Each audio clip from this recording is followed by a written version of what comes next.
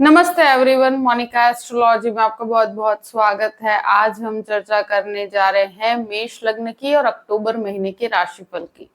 सबसे पहले शुरुआत करते हैं ग्रह गोचर से। शुक्र जो है वो 1 से 13 तक तुला राशि के अंदर रहेंगे और 13 से 30 तक वृश्चिक राशि के अंदर रहेंगे। बुध जो है वो 1 से 9 तक कन्या राशि में रहेंगे और 10 से 29 तक तुला राशि के अंदर रहेंगे। मंगल जो है वो 19 तारीख तक मिथुन राशि में और 20 तारीख को मंगल का प्रवेश होगा कर्क राशि में। सूर्य 17 तारीख को तुला राशि के अंदर प्रवेश करने जा रहे हैं और गुरु जो है वो वक्रावस्था में आएंगे 9 तारीख को और 4 फरवरी तक वक्रावस्था में ही रहेंगे। 3 तारीख को नवरात्रि का उत्सव है, 3 से 12 तारीख तक नवरात्रि है। देखिए, सबसे पहले शुरुआत करते हैं आपके लग्न से। मेष लग्न और लग्न का स्वामी बनता है मंगल और मंगल आपके तृतीय स्थान में है 19 तारीख तक, यानी कि 19 तक। और ये जो लग्नेश का तृतीय स्थान में रहना बहुत ही पॉजिटिव एस्पेक्ट है, काफी एनर्जेटिक बनाता है महीने को। और मुझे लगता है कि मंगल जिस प्रकार से अष्टमेश होकर भी आपके तृतीय स्थान में है, ये एक तरह से रिसर्च ओरिएंटेड चीजों में, मार्केटिंग, सेल्स, इसमें बहुत ही ज्यादा आपको हेल्प करता है। और यहाँ पर शुक्र का दृष्टि संबंध भी 13 तारीख तक रहेगा, तो एक बहुत ही पॉजिटिव शुरुआत होगी और महीने के अंदर आपको आप काफी एनर्जी से भरपूर रहेंगे। आपका प्रेजेंटेशन काफी पावरफुल रहेगा। द्वितीय स्थान की बात करते हैं। द्वितीय शुक्र बनकर आपके 7th हाउस में, फिर आपके अष्टम भाव के अंदर है। गुरु शुक्र का दृष्टि संबंध होगा। गुरु यहाँ वक्रावस्था में आएंगे। देखिए, ये जो एक कहते हैं ना कि गुरु का वक्री होना और वाणी स्थान के अंदर होना, तो ये मुझे लगता है कि आपकी स्पीच को बहुत ज्यादा कहते हैं ना कि प्रिसाइज बनाएगा। आप अपनी चीजों को बहुत ज्यादा सोच समझ के बोलने की प्रक्रिया रहेगी, क्योंकि मुझे लगता है कि यहाँ एक चीज का ध्यान रखिएगा कि परिवार के अंदर हो या किसी भी मैटर में आप जब वाणी का प्रयोग करते हैं तो बहुत ही सोच समझ के कर पाएंगे। यहाँ गुरु वक्र अवस्था में होने की वजह से मुझे लगता है कि सेविंग्स यहाँ पर जिस प्रकार की आप करना चाहते हैं वो ना हो पाए। कुछ एक्सपेंस आपके कंस्ट्रक्शन के पीछे हो सकते हैं, कुछ एक्सपेंस फैमिली की कुछ रिस्पॉन्सिबिलिटीज के पीछे हो सकते हैं, मगर हेरिडिटी से आपको काफी अच्छे लाभ मिलेंगे। और जो शुक्र की अवस्था को देखते हुए मुझे लगता है कि शुक्र अपने खुद के घर को, 2nd हाउस को भी देखते हैं, तो यहाँ पर गुरु शुक्र का दृष्टि संबंध 13 तारीख के बाद मुझे लगता है कि वाणी संबंधित कार्यों में काफी अच्छी सफलता आपको दिलवाएगा। तृतीय स्थान की बात करते हैं। तृतीयेश बुध बनकर आपके 6th हाउस में है और बाद में 7th हाउस के अंदर आएंगे। मंगल यहाँ पर स्थित है, तो देखिए बुध का प्लेसमेंट जो आपके 6ठे घर में है केतु के साथ, कोई भी प्रकार का स्थान परिवर्तन शुरू के 20 दिन के अंदर लिया हुआ आपके लिए बहुत फायदेकारक रहेगा। 20 तारीख के बाद आप कोई भी स्थान परिवर्तन करते हैं तो नहीं करना चाहिए। मुझे लगता है कि उससे पहले पहले जो भी डिसीजंस लेते हैं आपके लिए फायदेकारक रहेंगे। यहाँ पर मुझे लगता है कि बुध की अवस्था को देखते हुए अगर कोई भी बिजनेस के अंदर आप कार्य करना चाहते हैं, वो भी शुरू के 20 दिन के अंदर आपके लोगों के साथ कम्युनिकेशन काफी स्ट्रांग रहेगा। ब्रदर सिस्टर रिलेशनशिप में मुझे लगता है कुछ इश्यूज हो सकते हैं जिसको लेकर झगड़े हो सकते हैं या विवाद हो सकते हैं, तो वहां पर आप संयम बना के रखिएगा। हो सके वहां तक किसी भी प्रकार के क्लैश में पड़ने से बचना चाहिए। चतुर्थ भाव की बात करते हैं। चतुर्थ भाव में देखिए मंगल आएंगे नीचस्थ और ये आपके अष्टमेश होकर बैठे हैं 4th हाउस में। तो सबसे बहुत इंपॉर्टेंट चीज ये है कि लग्नेश भी है और आपके अष्टम भाव के भी स्वामी है और मंगल बनकर नीचस्थ है। ये व्यक्ति का स्वभाव बहुत उतावलापन लेकर आते हैं। स्वभाव के अंदर अग्रेशन बढ़ता है, गुस्सा बहुत ज्यादा बढ़ता है। यहाँ पर आप बहुत शॉर्ट टेम्पर्ड हो जाते हैं, चिड़चिड़ापन हो जाता है। देखिए, मंगल नीचस्थ होगा, वो भी आपका लग्नेश है, तो सबसे इंपॉर्टेंट चीज ये होगी कि घर के अंदर वो शांति जो आप चाहते हैं, जो मन के अंदर जो पीस चाहते हैं, वो आपको प्राप्त नहीं होगा। 20 तारीख के बाद मन के अंदर काफी उथल पुथल रहेगी। माता के स्वास्थ्य का भी आपको 20 तारीख के बाद ध्यान रखने की जरूरत रहेगी। यहाँ पर एक चीज जरूर कहूंगी कि मदरलैंड से कनेक्टेड कोई भी प्रॉपर्टी का विवाद चल रहा है या कहीं पर भी प्रॉपर्टी से कनेक्टेड कोई भी विवाद चल रहा है, तो वहां पर 20 तारीख के बाद क्लैश होगा, झगड़े होंगे या उससे कनेक्टेड आपको प्रॉब्लम्स आएगी। मगर ये मंगल की वजह से आपको अपने स्वभाव में शांति रखनी पड़ेगी, क्योंकि यहाँ ये आपके द्वारा कोई ऐसा कार्य करवाएगा जो सही नहीं हो। मतलब जहां पर आपके रिएक्शंस जिस तरह के होने चाहिए उससे ज्यादा वायलेंट हो, तो आपको अपने स्वभाव के ऊपर संयम बना के रखना होगा। फैमिली के अंदर भी कहीं पर भी विवाद होता है तो सुकून से शांति से बात कीजिए, क्योंकि यहाँ आपके द्वारा कभी कभी परिस्थितियों के अंदर काफी कहते हैं ना कि गलत रिएक्शंस होंगे आपकी बोली में, आपकी वाणी के अंदर,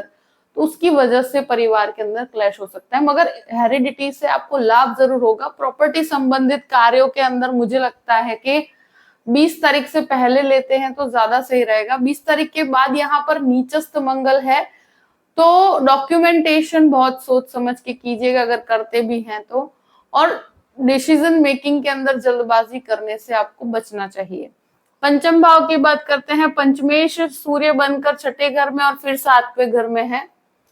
देखिए यहाँ पर जो भी स्टूडेंट्स हैं उनको मुझे लगता है कि 17 तारीख के बाद सूर्य नीचस्थ होते हैं, तो इस समय के अंदर संघर्ष रहेगा कार्य के अंदर।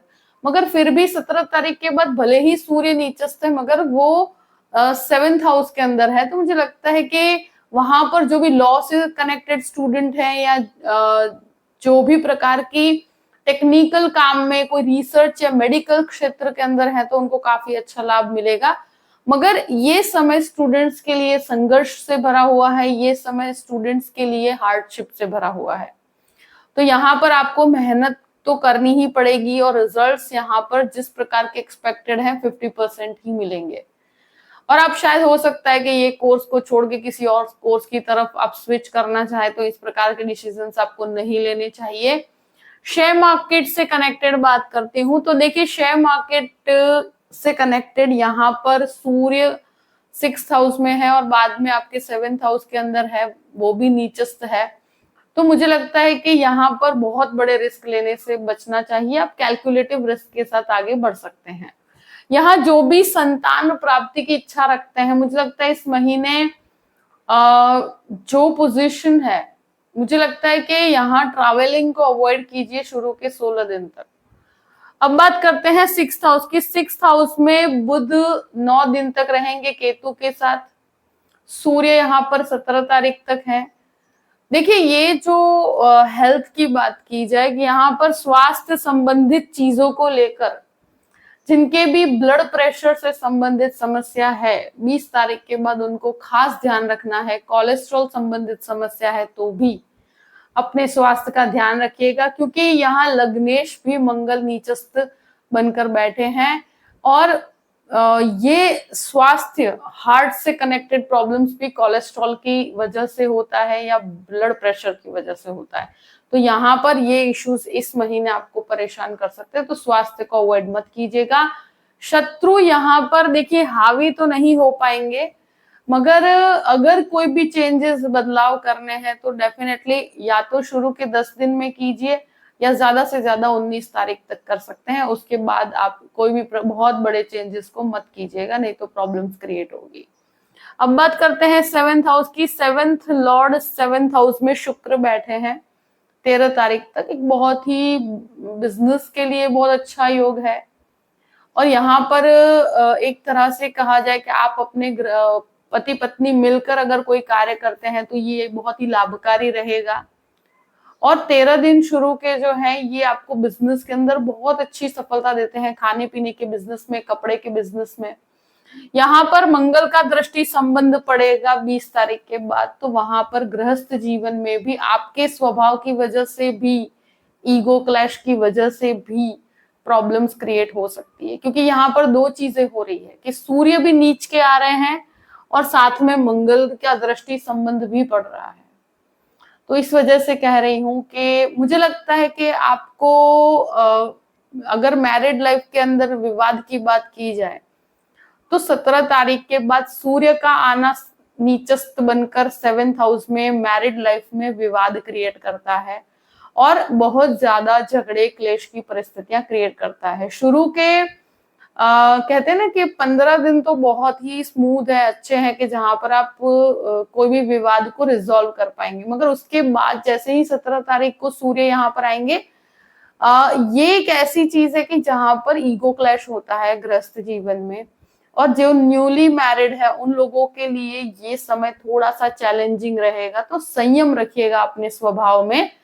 और 20 तारीख के बाद मंगल का दृष्टि संबंध जो आपके 7th हाउस के साथ बना हुआ है, ये गृहस्थ जीवन में विवाद क्रिएट करता है। तो वहां पर आपको शांति बना के रखनी है, हो सके, क्योंकि ये लग्नेश बनकर मंगल नीचस्थ है, तो कहीं ना कहीं ये विवाद आपके कारण शुरू होगा। तो हो सके तो संयम बना के रखिएगा, अपनी वाणी पे, अपने स्वभाव पे संयम रखिएगा। अष्टम भाव की बात करते हैं। अष्टमेश मंगल बनकर चतुर्थ भाव में, देखिए ये एक बहुत इंपॉर्टेंट एस्पेक्ट है कि मेडिसिन रिसर्च वालों के लिए समय बहुत ही अच्छा है। जो भी लोग डिजाइनिंग क्षेत्र में है उनके 13 तारीख के बाद की परिस्थितियां और भी अच्छी है। यहाँ कंस्ट्रक्शन का काम करते हैं या डिजाइनिंग या इंटीरियर डिजाइनिंग का काम करते हैं तो भी बहुत अच्छा है। मगर एक चीज जरूर कहूंगी कि यहाँ व्हीकल चलाने में 20 तारीख के बाद बहुत ध्यान रखना पड़ेगा, क्योंकि मुझे ऐसा लगता है कि ये समय जो है वो कहते हैं ना कि छोटे मोटे एक्सीडेंट और इस तरह की परिस्थिति, क्योंकि लग्नेश भी है और अष्टमेश भी है और वो चतुर्थ भाव में नीचस्थ भी है। तो अगर आपकी जन्म कुंडली के अंदर आपके मंगल की महादशा या अंतरदशा चल रही है, तो यहाँ पर स्पेशली उन लोगों के लिए व्हीकल चलाने में उनको एक्स्ट्रा केयरफुल रहना पड़ेगा। तो आपके लिए प्रॉब्लम्स नहीं आएगी और आपके स्वभाव में थोड़ा सा अग्रेशन बढ़ सकता है। तो यहाँ आपको अपने स्वभाव के अंदर एकदम से त्वरित कोई भी निर्णय लेने से बचना चाहिए। अब बात करते हैं आपके भाग्य स्थान की। देखिए नवम भाव का स्वामी गुरु बनकर आपके द्वितीय स्थान में है, वक्री है। देखिए वक्री होने पर भाग्य में थोड़ा सा डीले हो जाता है, कुछ चीजों में डीलेज होंगे जिसका आपको परेशानियां होगी। यहाँ अगर एजुकेशन के अंदर मास्टर्स करना चाहते हैं तो वहां पर कुछ डीलेज हो सकते हैं। कोई आध्यात्मिक यात्रा के लिए जाना चाहते हैं तो शुरू के 20 दिन का समय फायदे कारक रहेगा। अब बात करते हैं दशम भाव की। दशमेश जो है वो शनि बनकर आपके लाभ स्थान में है, वक्र अवस्था में है, वो भी वक्री है। तो यहाँ एक चीज जरूर कहूंगी मैं कि जो मंगल का दृष्टि संबंध आपके दशम भाव से बनेगा, ये करियर के अंदर आपको बहुत मेहनती बनाएगा, मतलब आप काफी मेहनत करनी पड़ेगी और मेहनत का रिजल्ट भी देगा आपको। यहाँ एक चीज जरूर है कि मंगल नीचस्थ है मगर सप्तम दृष्टि जो दशम भाव पे है, करियर के अंदर आपको काफी मजबूत बनाएगा, काफी स्ट्रॉन्ग विल पावर देगा ये। और यहाँ मुझे ऐसा लगता है कि दशम भाव का स्वामी भी वक्री है, तो ये जो कहते हैं ना एक्स्ट्रा आवर्स आपको काम करना पड़े, दौड़ भाग करनी पड़े, बहुत ज्यादा चीजों को लेकर डेप्थ में जाकर काम करना पड़े, सुपीरियर्स को ओबे करना पड़े और overload work, overload working hours, ये सब हो सकते हैं। और मुझे लगता है कि थोड़ा सा आपको ये कार्य कहते हैं ना कि ओवरलोड लगेगा, इसकी वजह से आपके स्वभाव में ये जो मंगल नीचस्थ हो रहा है तो उसकी वजह से आपको चिड़चिड़ापन यहाँ से जनरेट होगा, आपके ओवरलोड काम की वजह से उसका स्ट्रेस घर वालों को भी झेलना पड़ेगा। तो ये परिस्थिति डेफिनेटली मुझे 20 तारीख के बाद बनती हुई दिख रही है। तो थोड़ा सा स्वभाव में शांति बना के रखिएगा। और मुझे लगता है कि देखिए वर्क तो होगा मगर किसी न किसी तरीके से अपने मन को आप जितना हो सके उतना रिलैक्स्ड रखने की कोशिश कीजिएगा। अब बात करते हैं 11th हाउस की। देखिए 11th हाउस में शनि वक्र अवस्था में है, तो ये एक तरह से आपको फाइनेंशियल गेन्स करवाते हैं और यहाँ पर जो भी रुके हुए आपके कार्य हैं वो ये संपन्न करेंगे। और यहाँ पर आपको अपने कार्य को लेकर रिकग्निशन भी प्राप्त होगा, आपकी चीजें जो आपने करी है उसका आपको, और शुरू के 19 दिन में आपको ये रिजल्ट बहुत ही अच्छा प्राप्त होगा। अगर करना है तो इसमें बहुत बड़े कार्य आप कर सकते हैं।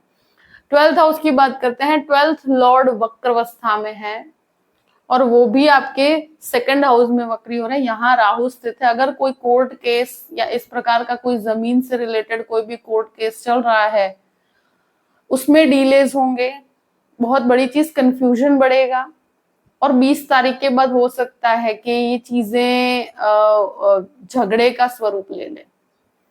तो कोर्ट कचहरी के कार्य में बहुत संयम बना के रखना है, बहुत ज्यादा सतर्क रहना है, उतावलापन नहीं करना है। राहु भी यहाँ पर स्थित है, जिस वजह से मैं कह सकती हूँ कि कोर्ट कचहरी के कार्य में ये बाधाएं डालता है, विघ्न डालता है, शत्रु खड़े करता है। तो यहाँ पर मैं अगर फॉर एग्जांपल डाइवोर्स केस भी चल रहा है तो वहां पर भी इस महीने बहुत ज्यादा रिएक्टिव होने से और स्पेशली 20 तारीख के बाद रिएक्टिव होने से बचना चाहिए।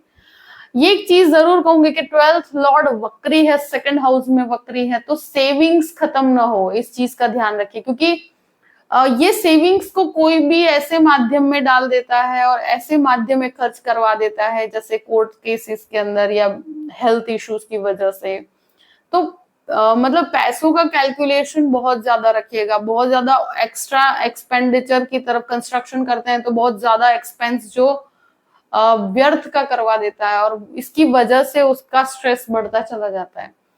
तो अपने खर्चों को नियंत्रित करके और कैलकुलेटिव करके ही रखिएगा। विदेश के कार्यों में थोड़ा सा मुझे लगता है डिलेज होंगे, तो वहां पर थोड़ा शांति बना के रखनी होगी।